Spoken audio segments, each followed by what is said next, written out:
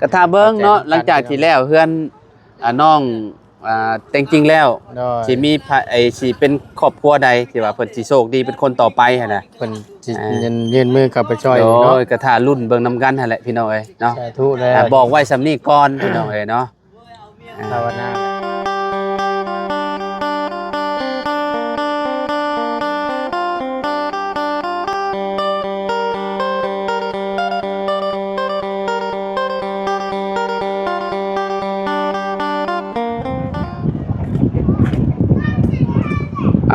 พี่น้องเนาะเปิดภาพมาบัดนี้ก็ติดแล้วทางด้านนี้พี่น้องเนาะเป็นได้ละสวัสดีงามบ่ โอ้ได้การแล้ววันนี้เนาะคักดีวันนี้เนาะโอ้ยพี่น้องน้องแต่งจริงว่างามบ่ซั่นเนาะงามเนาะจริงเนาะงามมาจากโรงเรียนก็ตกใจที่มามงคุดเนาะมาตรงเฮียนไปได้ก็ตกใจบ่เด้อตกใจซะตกใจเห็นความงามบ่แม่ คักได้เฮ็ดเอาเนาะทาสีเข้าไปก็คือแบบถ้าเบิ่งนำกันเนาะเพิ่นติดด้านนั่นบ่น้องแม่นบ่ด้านนั้นลุงเฮ็ดหยังซะทางนั้นโอ้ต้มไก่หาโตอาหารเกิดแล้วซะเนาะแม่แล้วว่าก็มาพอดีเนาะถึงจังหวะข่อยมาพอดีได้ใช่เนาะโอ้ติดด้านนี้เลยพี่น้องเอ้ยเนาะตอนแรกนะเฮ็ดข้าวปุ้นตอนแรกแม่นบ่แม่นตอนเช้าตอนเที่ยงนี่กินไก่ไปก่อนตอนแรงกินข้าวปุ้นบ่แม่นตอนเที่ยงกินหยังกินต้มไก่บ่กินขัวไก่กินขั่วไก่บ่พี่น้องเอ้ยเนาะขัวกับเฮ็ดลาบโอ้งานไผนี่เฮ็ดเพิ่นเฮ็ดหยังนี่ผู้ใหญ่จะดีเลี้ยงแม่นบ่แม่นทางบ่เพิ่งอีกแล้วทางบ่เพิ่งบ่โดยโอ้ติดมือพาสลาอยู่ฝั่งนี้เนาะนั่งเผางานบ่ฮะดีได้ติเพิ่นแล้วบ่ยังบ่น้อยแล้วว่าติเพิ่นไปแหละงานอยู่แก่คักบ่คันบ่ติดนี่สิมันสิเป็นแบบมืดทึมไปเลยได้ก็คือสิบ่อยู่กับเล็กแล้วดอกตัวนี้เนาะฮะเราเทแม่นมันบ่ถือกับเล็กอยู่แล้วแล้วว่าเรามีวิธีแก้อยู่แล้วว่าเมื่อวานนี่แต่เราว่าคันก็เขาเนี่ยว่าคันเราว่าเทคันเพื่อนึงอันตีงามเหรอวะเทคานเลยแม่นเราก็มีวิธีแก้ของเราแหละเลยตอนนี้เจ้าวิธีแก้เราแก้แบบใดรู้ก็น่าสิเทคานคือประตูว้าวแหละเทคานถึงแต่ตามเขาบอกคือเราจะไปเทคันมันแล้วพุ่นแหละถ้าเพิ่งมาเพิ่นสิแก้งานแบบนั้นนะตู้ไปดิตู้ฮะเพิ่นสิจอดเล็กบ่เอาแล้วจ้ะเพิ่นเฮ็ดแบบได้ก็แค่แน่ว่ามันปิดนั่นนี่ได้ก็ถือว่าโอเคแล้วนะบ่นั่นแล้วพี่น้องเอ้ยเนาะเพราะว่าเฮาเวลาเฮาแนมขึ้นไปแล้วเฮาบ่อยากให้เห็นแบบว่าซ่องมันอันนั้นพี่น้องคืออย่างเช่นตัวนี้พอมันบ่ได้ตรงกับเล็กเด้เลยแบบมันอยากซ่องโหว่แบบนี้ไปโรงเรียนบ่ตัวแรงมันบ่นิบมือน่ะมันบ่ได้ยินพี่เอานิบอยู่คอพี่บ่ได้ร่วมกับน้องเลี้ยงกับลายมือแหละพี่น้อยเนาะลายมือลายแล้วพี่น้อยเนาะแบบว่าบ่ได้ถ่ายทำเนาะแต่ก็น้องอันใจดีนี่คือแบบตั้งแต่มือมาเนาะบ่ฮู้ว่าเฮือนเพิ่นไปฮอดไสแล้วตอนนี้ทางเฮือนน้องใจดีนี่นะทางเบาตูนเพิ่นได้ไปถามสร้างทำยังล่ะบ่หรือว่าแนวใดเจ้าเป็นอะไรเจ้าเห็นแล้วบ่บานประตูน่ะเห็นแล้วงามบ่งามแน่นี่ไปเบิ่งก่อนยังบ่ได้เห็นบ่เจ้ายังบ่ได้เห็นที่แต่งจริงงามเด้อล่ะหน้าเดียวเด้อนั่นเห็นบ่นั่นงามโอเคเนาะพี่น้อยเนาะความฝันค่อย สิมีคือน้องเต็งจริงอยู่บ่เนาะยังมีเฮือนเด้อคือน้องเต็งจริงนี่เนาะเนาะหาจัก10 ปี20 ปียังบ่ได้แล้วข่อยน่ะ คือกัน ฮะเฒ่าทิ่มซื่อๆได้ข่อย เพิ่นบอกว่าแม่นผู้ใหญ่ใจดี ฮะ ช่วยมากก็คือกันแหละ เท่าทิมจะซื้อน่ะบ่าวนี่วะเอาสบายดีเด้อทางนี้เด้อบ่าวตูนน้องของมีน้องโอ้จักว่าน้องลีว่าซั่นสาวลีเนาะโอ้ย มีแล้วนี่ กินปลาแดงหอมกุ้มแท้นี่โอ้ยพี่น้องเอ้ยเนาะน่ะยืมไม้เนี่ยแป๊บนึงเอาไม้ให้ประธานก่อนเนาะ เจ้า นั่งลมกันก่อนพี่น้องเอ้ย มา เนาะ กินชมน้ำกันมาข้าวก็บ่ต้องกินนะ โอ้ยเนาะ ฮะ ข้าวเที่ยงยังไม่ได้กิน แม่น อันนี้เลยสิอันนั้นเลยโอ้มันเจ็บปวดเจ็บท้องบ่ จังว่านี่แหละมีดมาเฮ้ย ใช้มีดอยู่ใช่ แก้วกัดรถบ่ การเอารถนะ มันจังแซ่บ เอาเนื้อได้บ่จ้ะอย่างมัน เดี๋ยวก็กินบ่จริง อย่างมันได้สิกัดปาก เนา เนาะอย่างมันแหละ แบบได้อันนี้คือมีอันเหงื่อเขาบอกเขาพูด เอาเป็นนี่เด้ เอาโดยสบายดีโดยสบายดี เข้ากันกินข้าวเที่ยงกันเด้อ โอเคโอเคอันน่ะร่วมกับบ่าวตูนก่อนจักเล็กจักหน่อย โดย เป็นได้เรื่องเฮือนน้องใจดีประธาน ขออนุญาตบัตรกรรมไปหน่อย อืม ก็ยังชนเก่าเด้ออาจารย์เนี่ยยังบ่มีทางใดเพิ่มเติมเข้ามาอีกอยู่งบรวมทั้งเบิดก็มีอยู่น้ำก้อยน้ำบ่บุญมัดปลาบ่เพิ่งงั้น คือจังหวัดอันเดือใจเสามันนั่นน้ำบ่อยาวยังอยู่บ่ จักละเด้อทั้งข่อยหาบ่มีแล้วของ แต่ว่าไล่เห็นในกาแม่นจะก่อย3คนนะไล่อยู่รวมกับประมาณ12 ล้านกับ5แสนมีอยู่ณตอนนี้ 12 ล้าน5แสน กะคำว่าน้ำบ่อยาวยังเดือกะบ่ฮู้ว่ารถเรือเท่าไหร่อยู่ อืม มันได้บวกเขาน้ำมันแล้ว นี่แหละก็จังว่าสิสร้างหยังมันลดยากเบา เนาะ อันอาจารย์ เนาะ เนาะ อยากสร้างพวกอุปกรณ์มันก็มาบ่ครบเลยเนาะ แม่น แต่ทางเฮานี่อยากให้มันแบบว่าอันมาเทื่อเดียวโลดได้ โดย มันแบบว่ามันไกลเด้บ่อนเพิ่นส่งก็ได้ มันต้องเช้าไปขึ้นไปพุ่นละจังสิ แม่น21 22 พวกเครื่องเฮือน 23ล้าน ตอนข่อยสร้างให้ประตู7ปี23ล้านตอนนั้นแต่ของมึงนี่บ่ได้23ล้าน เขายันกู้ เอามา เดี๋ยวนี้นะ ลักพุ่นแล25 26คิดว่าประมาณ หมู นั้น กินหน่อย เพราะว่า หมูกินหน่อย อืม นายเอาอัน หนึ่ง นี้ มามันก็ อันเดียว ทั่วแล้วเนาะ อืม ยันน้ำมันนี้ก่อนว่า แม่น ตัวที่มันเป็นสิคิดแพงนะ มึงน้ำมันแต่มัน เพ ก็ ราะ ซื้ ว่า อ เครื่องไปปาดเด้เครื่องปาดเครื่องผ้าใช่เห็น แต่ค่าสร้างนี่แหละบ่ฮู้ว่าเฮาเฮ็ดเทือนขนาด เท่าไหร่ 6คูณ7บ่ ควบคุม เทือนน้องไม้เท่าใด6คูณ7บ่น้องเฮือนประตูว่า6คูณ7ได้ ม ตอนก็เฮ็ดนี่ เท่าไหร่ค่าสร้าง ราคา21ล้านตอนนั้น ปีก่อนๆแต่คุมื้อนี้บ่ได้แน่นอนเลย คนยังบ่ทราบ เฮือนน้องมุดเด้ใช่เท่าใดตอนนั้น ล่าสุดน่ะ เฮือนน้องมุดน่ะสำคัญกับเฮือนน้องไม้คือกันซาวเท่าใด ข้อสอง 22ล้านบ่ เขายังบ่อยู่แล้วชาว4ชาว5บ่ถึงนะ เพราะว่าเฮือนชุมน้องใจดีนี่สิบ่มีไฟฟ้าเจ้าสิคิดต้นนั้นแหละเขาคิดว่า แม่ แล้วมันยาก เรื่องมันยากมันบ่มีไฟสิมันบากอะ ข่อยอันนั้นอยู่ข่อยอยากให้พ่อน้องเต็งจริงน่ะไปถามนี่เฮือนคนอยู่เทิงนี่เพราะว่ามันเป็นหมอแบ่งของกระเจ้าเอง อ๋อ มันเป็นของส่วนบุคคลเด้ เพิ่นดึงลงต่างหาก แม่นดึงลงต่างหากเด้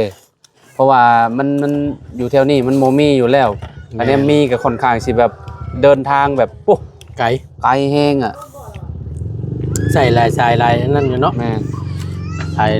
ลักอยู่ บอกคันว่าเพิ่นว่าตกลงเพิ่นขายให้ก็สิได้ เก่งกว่านี้อีก เนาะ เนาะ ต่อมาอันน่ะ ความ ตู บ่ได้ไกลปานนั้นเนาะจาก แม่นก็สิได้ คำว่าเรื่องน้อง สร้างเพิ่นยังมาเบิ่ เรื่องน้องเงินจริงๆมีไปก็มันก็ง่ายคือว่า แม่น แหละ แม่น ถ้าสมมุติว่าได้เฮ็ดได้ยุกได้ย่อสร้างเพิ่นก็ต่อหันอาศัยต่ออยู่หัน แม่นแหละ นะ มื้อนี้บ่ฮู้เรามาบ่แต่งจริงพ่อเจ้า เห็นอยู่นะ มาแล้ว ไปขายเป็ด ไก่แล้ว ไปขายเป็ดขายไก่ต่อ เอาให้เราไปถามเบิ่งในตี้ซะ โดย ไปถามเบิ่ง มาแล้ว มองเฮือนที่ มาพี่น้องมา ที่มีหมอแบ่งอันได้ยินไผเว้าว่าที่ว่าเขาเจ้าซอยเรือแหละอันชื่อไฟนำกับเจ้าไปเฮือนไผที่เจ้าเว้าตอนนั้น มันจะเป็นเฮือนไหมครับ แม่นบ่ เป็นไหมค เขาเจ้าขาย ไม่ได้ซื้อนะ เขาเจ้าขายให้บ่เราก็ขอต่อนะฮะแม่นบ่มันมีเฮือนหลายหลังอยู่นะหั่นพี่น้องเอ้ยเนาะคันว่าอยู่แถวเขตใกล้ๆนี่มันก็แห้งสิง่ายหั่นนะ ำแมน อยู่อยู่หมองเลยเฮือนน้องลาไปอีกหน้อยหนึงก็บ่เป็นหยังเนาะบ่ตูนเนาะ แมน มันก็ยังว่าบ่ไกลหั่นนะ แมน อันนี้ค่อนข้างสิปุ้นอยู่ปุ้นพี่น้องเอ้ย ว่าอยู่ระหว่างโค้งตัวนี้มันใกล้นี้ 20ล้านบ่รุดบ่จักเขาว่า เนาะ มีชวนอยู่อาจารย์ อ้าวอันนี้เลย เพราะว่ามัน แล้วก็เบิ่งตัวจริงนำกันน่ะค่อยร่วมกับอ้ายค่อยแล้ว ก็ เราว่าให้ถามเบิ่งเราว่าถามเบิ่งอันไฟฟ้าลองเบิ่งเราว่า อืม เพราะว่าข่อยเสนอเราไปว่าเวลาเฮ็ดเทือนน้องใจดีก็สิได้อันนี้ว่าสิได้ดึงไฟน้ำน้องแต่จริงๆมาใช้ว่าคันนี้ว่าได้เฮ็ดอีหลีหั่นนะ ๆก็มีหลังหนึงก็สามารถ แม่น ได้เบิดเลย แม่นก็สิพ่วงกันบ่เลยนี่ฝั่งนั้นก็สิได้ใช้คือกัน แมน สากรถไฟฟ้าก็สิสบายบัดนี้ไปโรงเรียนก็สะดวกสบายหั่นนะ ไปจากรถติดไฟฟ้าจากโทรศัพท์ อ่า จากโคม อ่า การกบการเขียด ได้เบิดทุกสิ่ง ส ทุก บาย อย่างแล้ว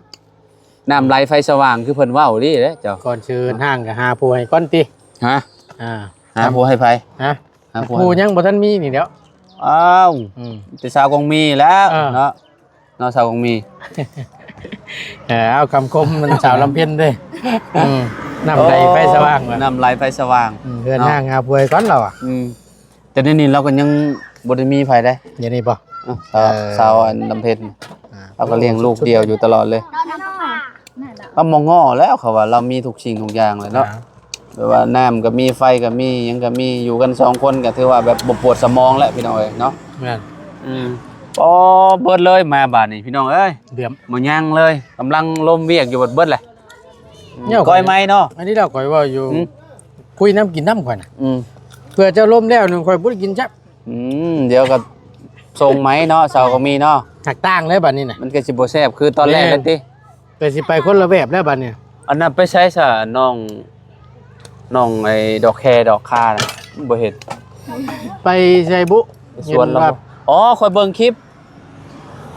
ปเมื่อได้ซะที่ว่าบ่บุญคงหาก็เอาลงนี่ล่าสุดน่ะคือว่าได้ปึ้มสมโนแล้วว่าซั่น เห็นว่านั่นแหละ ฮะ ว่าลงไปยัง ไปเอาปึ้มสมโนบ่ แน่น เออ เห็นว่านั่นนะ ยันแม่นแล้วซะเนาะยังบ่มาเนาะ ยังเบิ่นอยู่ว่ายืนเบิ่นอยู่ กิยาแล้วเราตอนแรงสิถามเรา โดย พอดีว่าได้เบิ่งคลิปว่าก็สิ เดี๋ยวมันคง ยินดีนำเรา ปลาแปล หั่นแหละ เนาะ เนาะ โอ้ดีแล้ว เบิดแล้วมะม่วงน่ะเบิดแล้วไปเอาไหมนี่ในต้นนี่ใกล้ๆนี่มีอยู่หั่นเลยว่าจะกินมะม่วงไข่มะม่วงไข่ไหมน้ำบ่าวกินได้เด้อ ให้ก็ไม่ก้อย คงมีก้อยรถยากแล้วมันคงมีเนาะ อ่า ไอเตียวได้ก่อน เตียว ไปแสบเลย แซ่บนายเฮ็ดเองก็ได้บ่ยากหรอก อันนั้นจ้าว่าไอเตียวไปเลย เนาะย่างยังเนาะ อืม แซ่บคือเก่า เอาวนมาเรื่องเฮือนก่อน ไอเตียว มีแต่เสานี่พี่น้องเอ้ยเนาะ โคโลอยู่นี่แหละ เสาโคโลอยู่นี่เด้อพี่น้องเด้อเนาะ ชา อ ปูน ดเอา ชาปูนก็ยังบ่ได้อยู่คอยแวะก็ไปตาม อดเอาเด้อ เมื่ อ วาน ดเอาเด้ออดเอา ไปตามยังบ่ทันหลอมอยู่เราอ่ะ อันน่ะบ่ แม่นตีนเจ้านะ ตีนน่ะบ่ แม่นหลอมเด้งมือให้เฮานี่กว่าว่ะอยากให้เอามาให้มันฮอดหม่องคน หิว บ่อน ข้าว นะ แล้วบาบุญนี่หิวข้าวแล้วของมันอันนั้นเอาแบบบากเนาะ แม่นว่าคือแต่เจ้าสั่งอันนี้ แต่ จ้ะ ว่าเอาบาก หมู่ พี่น้ คู่ อง ก็ว่าเอาบาก มันจังแน่นหนาดี แม่จำเราพ่อบุญ เวลาลมพัดมาจังบ่ย่าน แม่น โอ้ลุงเหิมเฮ็ดหยังซะบาตุน จ้าเราสิกับเขาวก้อยไก่จ้ะ อ๋อตวฝากท้องไว้น้ำลุงแล้วซั่น อ่าก้อยไก่ต้มไก่ อืม พดพังๆอยู่น่ะ ไก่บ้านบ่ ไก่นี่แหละเอาน้ำชื่อบ่าวเพิ่งชื่อน้ำแม่แต่งจริง อ๋อเด้อ คือว่าเนื่องจากวันคล้ายวันเกิดทั้งอ้ายเล่าบ่พี่น้อง อ้ายลุงเฮิมบ่ อ้ายใหญ่เจดีอยู่ฝั่งไทยผู้ใหญ่ทั้ง บ่เพิ่งเคยล่า โดย รอบก่อนกินยังกิน อีหยังสุกี้รวม กินซุกี้รอบนี้กิน ลาบไก่ ลาบไก่แล้วก็ กระปุ่นน้ำไหล กระปุ่นแมลงเนาะแมลงบ่กระปุ่น น่าจะเป็นช่วงแรง โอ้ฝากท้องอีกยำแรงค่ะเนาะ คิดว่าได้เพราะว่าเห็นลุงเราสิก้อยไก่แล้วอะ อืม ลาบไก่สุกินเจะสิกินไหวบ่จ้ะ ไหวบ่ นะ ไหว ทั้งก้อยไก่ทั้งกระปุ่น โอ้เผื่อหอนยำแรงมันก็กระบกแต่ทอง ครับช่วงแรงนี่แม่นโอเคแล้วกินช่วงแรงแหละ ครั้งแรกบัดนี้เฮือนน้องเต็งจริงก็ได้ ปิดอยู่เนาะ ปิดไปเบิดละพี่น้องเอ้ยใหญ่แฮงเอิงๆอยู่เนาะ เยอะสม คันว่าให้ค่อย ห้องหนึ่งสามสี่เมตรเนาะ ว่าคันว่าให้ข่อยเฮ็ดเขาบ่มีปัญญาเฮ็ดดอกเขาว่านี่ โอ้เพื่อจะแล้ว คนเงินเสียไวๆแล้วนี่เนาะ อ่า อ๋อพี่น้องเอ้ยห้องมันเยินแฮงเนาะเฮือนเราเนาะ นี่ แต่ว่ามันจริงๆเฮือน12ต้นนึงแหละพี่น้องเอ้ยบ่ได้อันนั้นแต่ว่าประตูน้อยเฮ็ดแบบว่าเบิกวังแฮงเลย แต่ว่าเป็นไม้นี่เอ็นได้นี่ แม่นเอ็นกลางเลย อ่า อืม เอ็นเอาเลย มันต้องไม้แข็งแกร่งอ่ะ นี่ คะแนนว่าเป็นไม้ก็ได้ นี่ว่าเป็นปูน อ่ะ ของยา เพิ่นเร่งมืออยู่พี่น้องเอ้ยเนาะเพิ่นติด แล้วเราก็ขึ้นนั่นแล้วแหละ ยังฝั่งนั้นยังบ่ได้ติด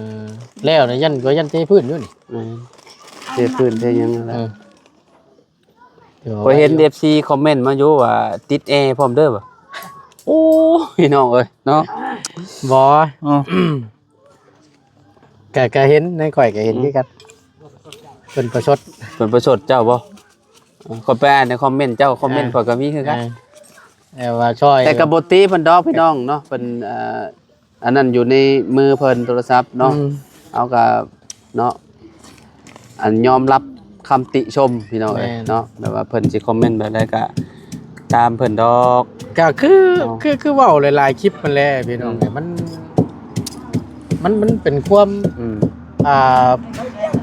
ความพอใจของผู้ใหญ่ผู้เพิ่นจะช่วยนะผู้เจ้าของเงินว่าซั่นซะแต่ว่าเฮาสิไปเว้าแบบว่าเอาอ้าย อืม แบ่งครึ่งได้บ่ อืม 50ให้น้องใจจริง อืม 50ให้น้องใจดี อืม เฮาก็บ่กล้าเด้เพราะว่ามันเป็นเงินของเพิ่นนะพี่น้องเพราะว่าเพิ่นก็เห็นเบิดทุกคนทุกเคส เพิ่นเห็นถูก น้อง เคส ใจดีนะเกณฑ์ เห็นเบิด น้องล่าก็เห็น เราเห็นเบิด มีก็เห็นน้องเลี้ยงก็เห็นเพราะว่าเฮานำเสนอเบิดทุกคน แม่น แต่ว่าเพิ่นอยากช่วยน่ะ เพิ่น บ่จำเป็นสิให้ เพราะว่า บอกก็ได้ เพราะว่าเฮาบ่จำเป็นต้องบอกว่าผู้นั้นผู้นี้นะเพิ่นเบิ่งแล้วอันในเอามีไผนี่เอามีน้องเต็งจริงน้องใจดีน้องเลี้ยงนี่ แล้วก็น้องดอกแค่นี่แล้วก็เบามี่นี่เดี๋ยวเฮามาถ่ายทำให้เบิ่งนี่พี่น้อยเนาะทางอ้ายเพิ่นก็นี่แหละเพิ่นเลือกเพิ่นอยากซอยทางประตูน้อยก่อนเนาะจุดประสงค์ของเพิ่นก็ได้ก็คือแบบเราอีต้นแบบประตูน้อยก็เฒ่าแล้ว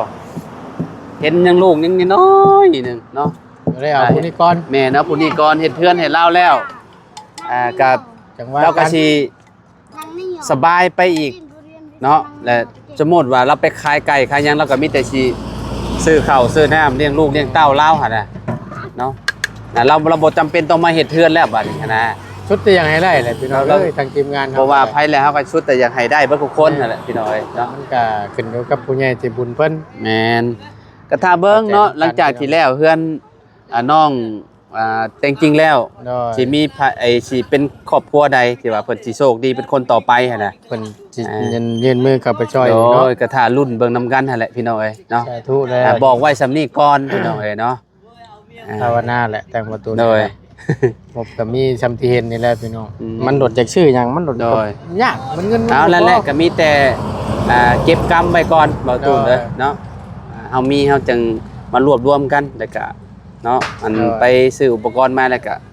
มาถามมาสร้างมาถามว่าราคาเฮือนสำนี้ขนาดสำนี้ว่าซุมเจ้าสิเอาเท่าใดเนาะ โดยแม่นอาจารย์ โดยพี่น้องเอ้ยเนาะไปซะเนาะไป อันเบิ่งลุงก่อนจักเล็กจักหน่อยเด้อบ่ตูนเด้อเนาะงบกามีอยู่ประมาณ12 ล้าน5แสนบ่ โอ้ยแม่น โอเค เอาละสู้ๆซุมเฮาก็ได้เนาะสู้ๆเด้อล่ะเด้อจักหน่อยได้อยู่เฮือนหลังงามๆ เดี๋ยวอ้ายมาแป๊บนึงไปเบิ่งอันนี้ก่อนไปพี่น้องเอ้ยเอาฟังนี่ก่อนโอ้พระเอกนางอินเดียบ่ผมโอ้ยพี่น้องเบาดีเนาะโอ้ยลุง ใครครับ ไก่บ้าน โดย โอ้คักๆกันดีเนาะ นั่งยินนะครับ ชุดเลยนี่พี่น้องเอ้ยเนาะ น้ำก้นนี่ครับเย็นน้ำก้นลงไป เนาะทางลุงเพิ่นก็เนาะลาบไก่ให้กินพี่น้องลาบไก่บ้านถือว่าแบบได้กินลาบไก่บ้านนี่ถือว่าสุดยอดแล้วเนาะอันนี้ต้มบ่ลุงอ๋อจ้ะใส่ใบมะขามอ่อนเนาะหักแล้วนี่ คุณน่ะคนซื้อเขาเปลี่ยนแล้วเจ้ามาเห็นจอขับรถใส่ ชิมก่อน ทางนี้เนี่ยพอเบิ่งครั้งแล้วหิวข้าวเจ้าน่ะชิมเลยดังเลย เจ้าเขาเจ้าจะพูดโจ้ยทาง ชิมเลยแล้วเขาพี่แก้ได้ตัวเห็นเรา พอเห็นจอนที่เจ้า ผู้ใหญ่ทั้งได้ลุง ให้ไปเอาไก่ ลูก โอ้ขาดแล้วนี่ขอบใจเพิ่นละลายเนาะ โดยดูกัน เป็นวันเกิดเพิ่นบ่ แม่น เพิ่นก็เลยเลี้ยงอาหารเนาะ แต่หอมรวม ทางทีมงานพี่น้อยเนาะแล้วก็ หอมรวมมาบุญ พี่น้องของน้องใจดีน้องนี่แหละเบิดกูคนแหละอยู่นี่เพื่อนนี่แหละพี่น้องเอ้ยเนาะไปเลยซะลุงล่ำลาแล้วเนาะอยู่ดีมีเฮโดยไปสบายดีเด้อโอเคเดี๋ยวอยู่กินข้าวน้ำมื้อนี้นะอาหารแซ่บเดี๋ยวอยู่แล้วข่อย พี่น้องเอ้ยไปแล้วเอาพักไปแล้วบัดมันแม่นบ่พักใส่ พี่น้องเอ้ยเนาะผมพ่อกันใหม่พี่น้องเอ้ยเนาะขอโตกินสมกินแซวน้ำชุมเพิ่นก่อนชุมแซวก่อนเอาสบายดีเด้อพี่น้องเด้อเนาะ